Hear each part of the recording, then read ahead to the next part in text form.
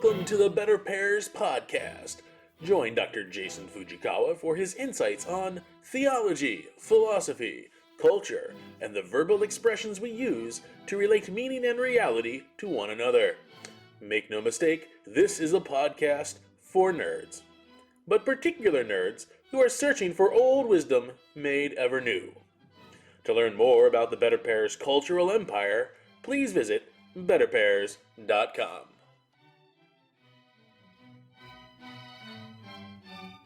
Welcome to this update for BetterPears.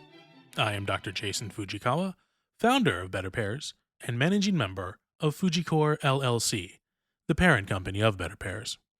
This blog post and podcast will include updates on my career transition, the BetterPears Mission, and the year ahead, followed by a closing insight for your reading or listening edification.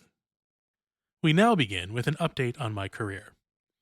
Monday, December 18th, was my final official day of employment with my former employer, although I relinquished my main duties in mid-November. I am grateful for the opportunity to have served in my previous role for the last 6 years, following the closing of St. Gregory's University here in Oklahoma, which allowed me to continue providing theological and catechetical instruction to the faithful of this state. In a special way, I remain grateful to the clergy of the Archdiocese of Oklahoma City, and yes, that includes the permanent diaconate, for their prayers, counsel, and consolation. BetterPears was born out of a reflection on what really matters in life and our human relations. Remaining true to its mission, BetterPears will continue to offer better fruit for the human soul, the wisdom of our betters, in their original words, in the company of good friends. Although in the short term we plan strategically to leverage digital media outlets to expand interest in BetterPears regionally and nationally. My vision for BetterPears is that it can become an engine for renewal in a fallen world that looks to the past in order to present truths for our relationally connected future. While I hope that one day, BetterPears will be able to support my family entirely, my current trajectory for BetterPears is to provide supplementary income during this transition as its audience and support base grows. This brings us now to the year ahead. In 2024, Season 1 of the BetterPears podcast will be coming to Rumble and YouTube. We are adding video platforms to our audio podcast to attract new listeners. Videos will have low visuals, that is, a static title slide with a dynamic sound waveform, because we depend too much on screens, and the podcast is designed for attentive listening, not viewing. In terms of demographics, Rumble and YouTube are where our potential new listeners are, so I ask that you subscribe to these channels and like the videos when they drop to help us with the algorithms. The audio podcast will remain a priority even with these video outlets, and new episodes of Season 2 will arrive first to podcast subscribers before their delayed syndication to video. The Season 2 premiere of the BetterPears podcast is set for the Solemnity of the Epiphany of the Lord, January 6th, 2024. New episodes will continue to drop each Saturday morning.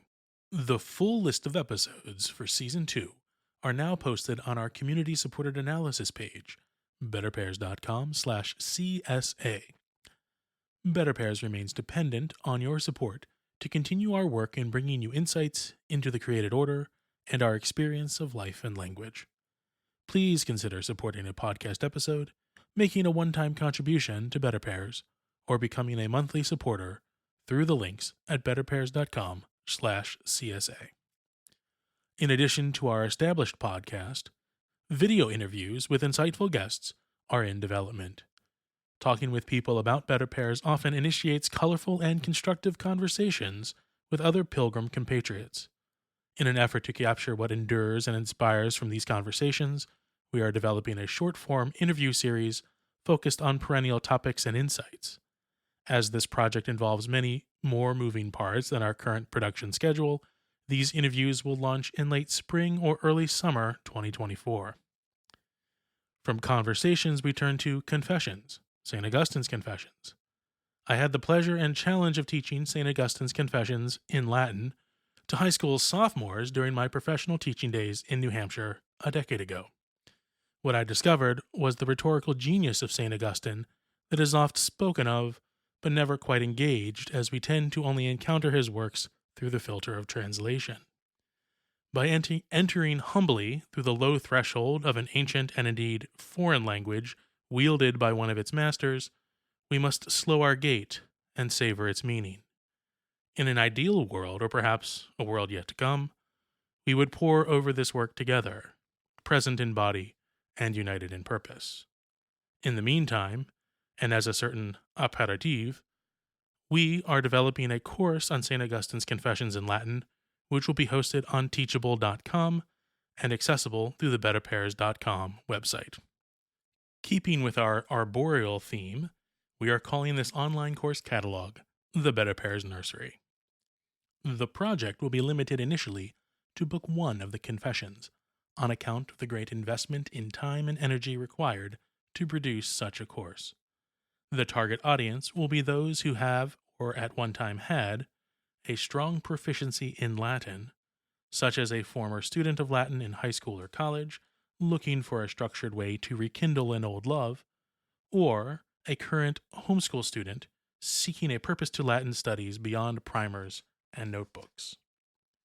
In addition to BetterPears branded content and merchandise, I am now offering micro-consultations on classical education, theology, philosophy, and paternal decision-making through a platform called Minect.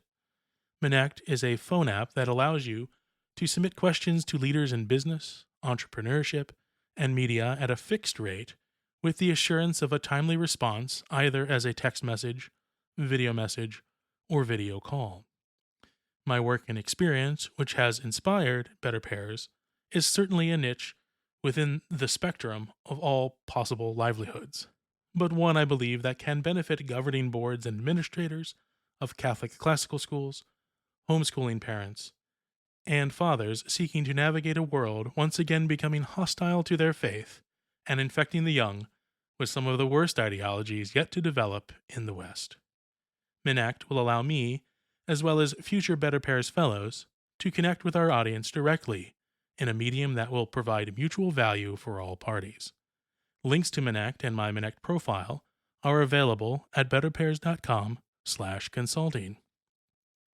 As a final update, we are excited to announce additional products in the BetterPears market, your home for BetterPears merchandise.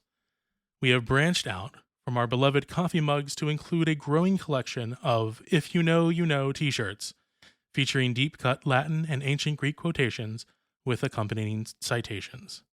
We are also offering a collection called Attention Apparel, focused on economic and political conversation pieces, veiled in snarky wordplay, and adapted pop culture references. In celebration of the Epiphany of the Lord and our Season 2 launch, we will be offering 5 BetterPears bundles. These assorted bundles, available to ship within the United States, include merchandise from the BetterPears market, as well as goldbacks. Each goldback contains 1/1000th of a troy ounce of 24-karat gold, sealed within a polymer substrate. It is estimated that less than 0.5%, or only 1 in 200 Americans, owns more than an ounce of physical gold, despite the nominal and real inflationary risk of Federal Reserve notes. Physical gold, whether held personally or in vaulted storage, provides assurance for the buying power of your wealth amid turbulent financial times. Goldbacks are a relatively new physical gold product that solves an ancient problem of using gold for small transactions and provide a great way for young and old to discover the economic principles that separate gold from fiat currencies. BetterPears is not alone in this. Goldbacks were recently featured by the Tuttle Twins. Please see the links in the description for more information on this development of real gold, the gift fit for a king.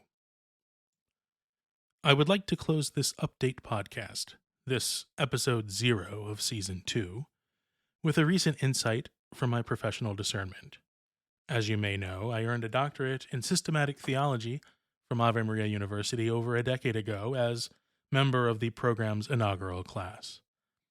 At the time of my residential studies, there were 2 specializations open to me: moral theology and systematic theology. I remember joking at the time that the moral theologian should receive combat pay, as they would spend their entire careers attempting to convince those in positions of authority, who did not ask for their opinion, not to commit or omit actions which our modern Machiavellians were already dead set on doing. The systematic theologian, in contrast, would converse with those presumably on the same page with respect to the central tenets of the faith, and argue over more nuanced distinctions of the created order. The word system is derived from the Greek preposition sun, meaning with or together, similar to the Latin cum, and the verb histemi, meaning to set up or establish, similar to the Latin transitive verb sisto sistere, or its related primarily intransitive verb sto stare. A system, therefore, is a setting up together of things, such as the created order. Just as a moral theologian must constantly guard against becoming an immoral moral theologian, a systematic theologian must guard against establishing a system or organization of the created order, that is, creation, that does not conform to what God has established and revealed directly through the deposit of faith and indirectly through nature understood according to right reason. In short, God creates the system in which we find ourselves. It is not the case that the systematic theologian devises a system and succeeds in conforming God to it. So was the structure of my craft for over a decade until, midway through the course of our life, or, appropriately for this audience, nel mezzo del cammin di nostro vita, mi retrovai per una selva oscura, che la dritta via era samarita. This initial stanza from Dante's Inferno correlated for me to an asystematic tendency in my professional work. Again, this did not mean that I was imposing my system of theology upon God's, but rather I was withdrawing from the desire to systematize, that is, organize and codify what could be concluded from faith and reason. As a Socratic educator, I have never been a practitioner in fixed lesson planning and the structuring of educational presentations. I would much rather give my classes over to pursuing spontaneous responses to well-crafted initial questions than choreograph slide presentations which facilitated mere mimesis. It was not until I reflected over Season 1 of the BetterPears podcast and set to organize Season 2 that I realized my misplaced hope in systematic theology. The fundamental hope of systematic theology is not that the systematic theologian adequately assimilates his system of theological understanding to God's. Its hope is more akin to the moral theologian's, that the goodness of living according to right reason in light of what has been revealed through faith is not only intelligible to one's interlocutor, but ultimately appetible, indeed more appetible than sin and vice. In a similar way, the fundamental hope of systematic theology is that the intelligibility of the created order, viewed through theology, philosophy, history, and philology, is mutually accessible to human beings, and that the unfolding of this order, unmediated within the intellect of each individual, is a certain joy of God's providence. An educator can frustrate this joy by connecting all the ideas himself, and alleviating too quickly the tension that wonder builds within the learner. Thus, the episodes of the BetterPears podcast will remain precisely episodic, that is, asystematic, as certain seed crystals for the human mind, which provide the pattern of their primary patron.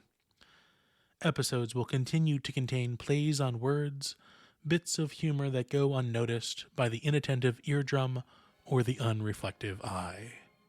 All this ad majorem Dei gloria.